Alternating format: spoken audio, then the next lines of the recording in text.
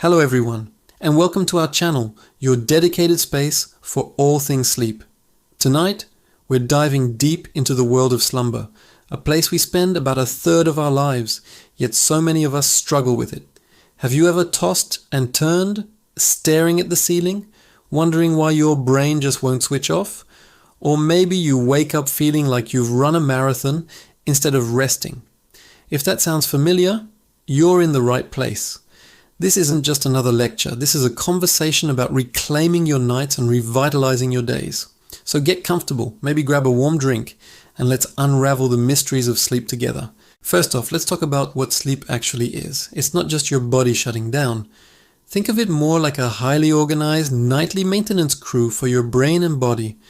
While you're dreaming, your brain is hard at work, sorting and storing memories from the day, cleaning out waste products that build up while you're awake, and preparing you for the next day.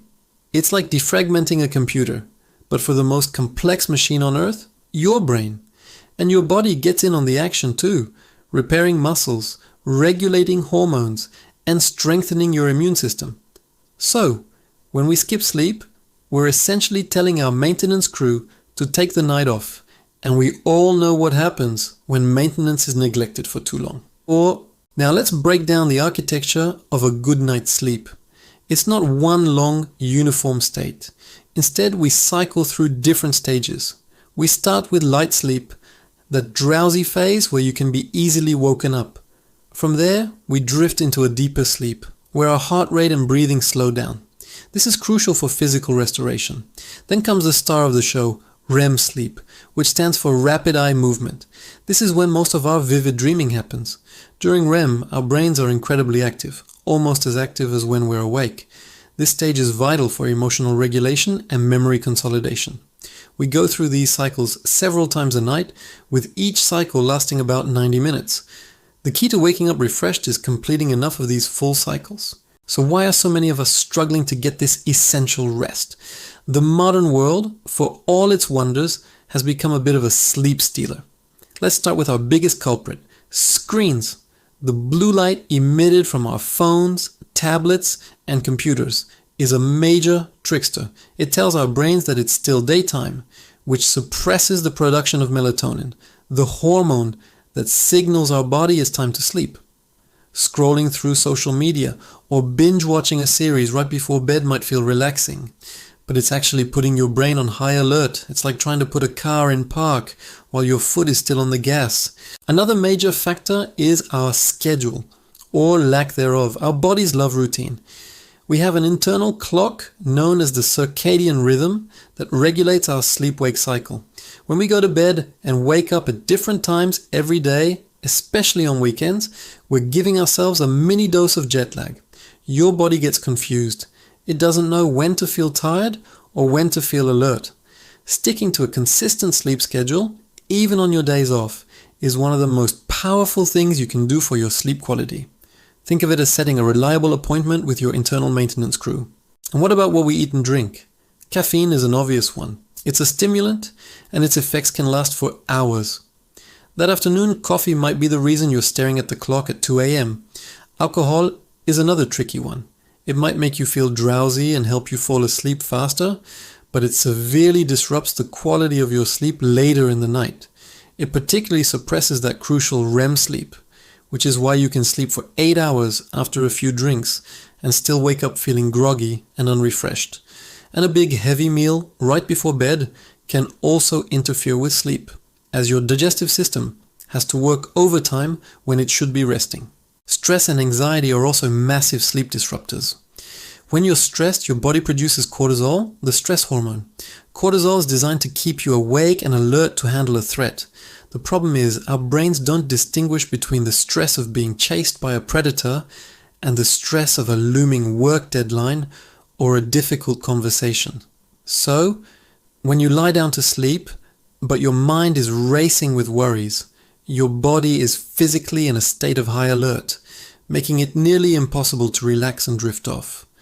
Learning to manage stress during the day is just as important as your bedtime routine.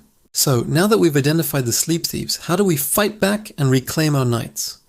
The solution lies in creating a powerful and personal sleep sanctuary and routine. Let's start with your bedroom.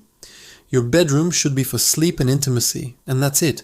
It shouldn't be your office, your movie theater, or your dining room. This creates a strong mental association between your bed and sleep. Keep it cool, dark, and quiet. Blackout curtains, an eye mask, and earplugs can be game changers. The ideal temperature for sleep is actually quite cool, around 18 degrees Celsius or 65 degrees Fahrenheit. Next, let's build a wind-down routine. This is your personal ritual that signals to your brain and body that the day is over and it's time to prepare for rest. This should start about an hour before you plan to go to sleep. The first step, power down all screens. All of them. Instead, pick up a physical book. The act of reading, especially fiction, can transport you out of your own head and away from your daily worries. Listening to calming music or a relaxing podcast can also be incredibly effective. A warm bath or shower can work wonders too. The rise and subsequent fall in your body temperature after getting out mimics the natural temperature drop that happens before sleep, promoting drowsiness. Mindfulness and gentle stretching can also be powerful additions to your routine. A few minutes of deep breathing exercises can help calm your nervous system and shift you out of that fight or flight mode. Simple stretches can release physical tension you've been holding in your body all day, particularly in your neck, shoulders, and back. The goal here isn't a full workout. It's about gentle movement and connecting with your body, letting go of the day's stress. You could also try journaling.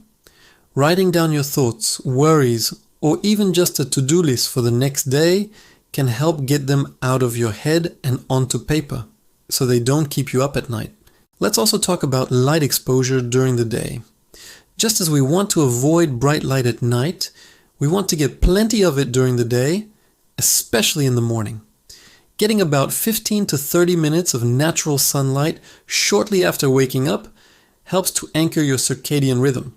It sends a strong signal to your internal clock that the day has begun, which in turn helps it know when to start winding down later in the evening. If you can't get outside, even sitting by a bright window can help. Regular exercise is another powerful sleep aid, but timing matters. A vigorous workout is great for your body, but try to finish it at least a few hours before bedtime, so your body has time to cool down and relax. What if you do all of this, and you still find yourself wide awake in the middle of the night? The golden rule is, don't just lie there and fret. If you've been awake for more than 20 minutes, get out of bed. Go to another room and do something calm and relaxing in low light, like reading that book again or listening to some soft music. Tossing and turning only builds frustration and anxiety, and you start to associate your bed with being awake and stressed. Only go back to bed when you start to feel sleepy again. This helps reforge that connection between your bed and sleep. It's important to remember that improving your sleep is a journey, not an overnight fix. Be patient and kind to yourself. Some nights will be better than others, and that's completely normal. The goal is progress, not perfection. Start by implementing one or two of these strategies. Maybe it's putting your phone away an hour before bed or establishing a consistent wake-up time. Once that becomes a habit, add another. Small, consistent changes over time will have a massive impact on your sleep quality and your overall well-being. If you consistently struggle with severe sleep problems, like chronic insomnia, or if you suspect you might have a sleep disorder, like sleep apnea, it's really important to talk to a doctor or a sleep specialist. These can be serious medical conditions that require professional diagnosis and treatment. There is no shame in seeking help. Taking care of your sleep is taking care of your health. We've covered a lot tonight, from the science of sleep cycles to the practical steps you can take to create your perfect sleep environment. Remember, sleep isn't a luxury, it's a biological necessity. It's the foundation upon which your physical health, mental clarity, and emotional well-being are built. By prioritizing your sleep, you're making one of the most profound investments you can make in yourself. Thank you so much for joining me for this lecture. I hope you found it helpful. Sweet dreams, and don't forget to like this video and subscribe to the channel for more tips on mastering your sleep. See you next time.